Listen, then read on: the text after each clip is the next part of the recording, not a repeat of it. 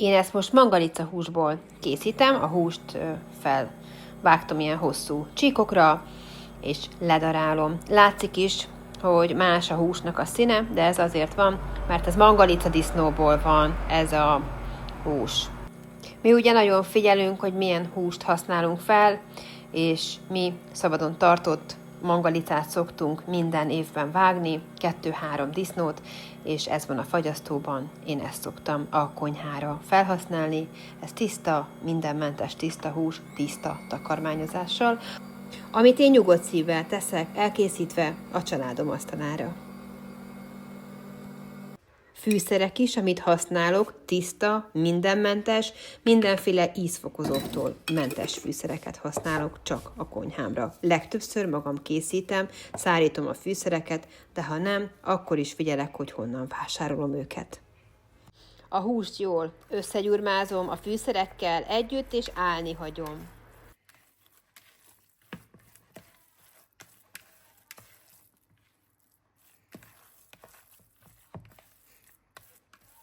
Húst befűszerezzük, egy picit állni hagyjuk.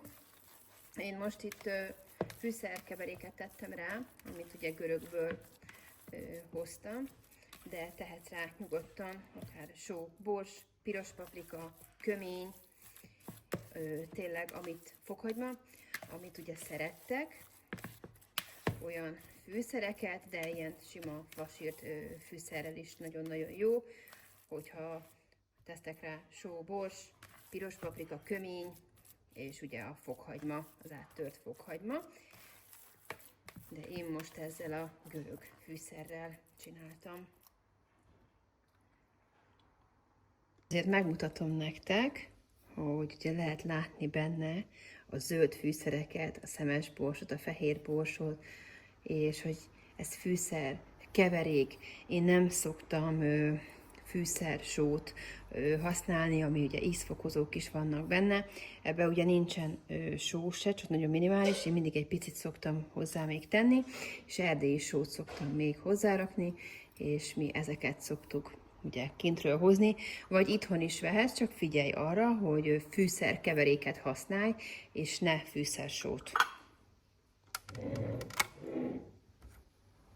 És ugye folytatjuk a zöldségek feldolgozását, és a káposztát, savanyú káposztát is fogok készíteni belőle, viszont az ebéd az káposztalevélbe töltött húsi lesz, paradicsommal leöntve, és úgy fogjuk megsütni, és ezt én úgy láttam, hogy a görögök és a törökök nagyon szeretik ezeket az ételeket kint, és most szeretném én is itthon ezt kipróbálni, hogy fog ízleni a gyerekeknek. Már vágyok én is egy kis új ízre. Ez megint megy a gyűjtőedénybe a pipiknek, és ugye este majd hozzuk be érte a finom tojást. Én most így fogom csinálni, hogy levágom a káposzta széleit. Így. És ezt félre fogom tenni savanyú káposztának, és ezeket a leveleket pedig majd be fogjuk tölteni. Saját birka és csirkehúsunk van, és ugye innen van minden nap a biotojás, amit a konyhára felhasználunk, és nagyon jó a takarmányok, amit ugye kapnak. A darált húsba tettem bele rizst, ezzel jó összegyurmázom, és ezt fogjuk beletölteni a előfőzött, vagy egy picit megfőzött káposztalevelekbe. Akkor kész, be vannak töltve a káposztalevelek, a maradék húsiból én csináltam ilyen kis gombócokat.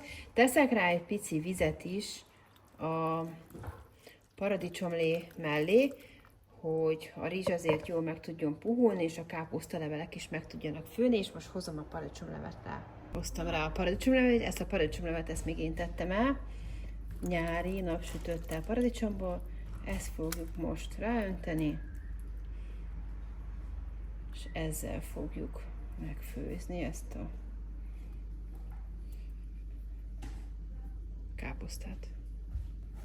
Kicsit megrázogatom, nyugodtan rakhatjátok úgy, hogy azért ellepi a tölteléket a víz, vagyis a paradicsomlé együttesen.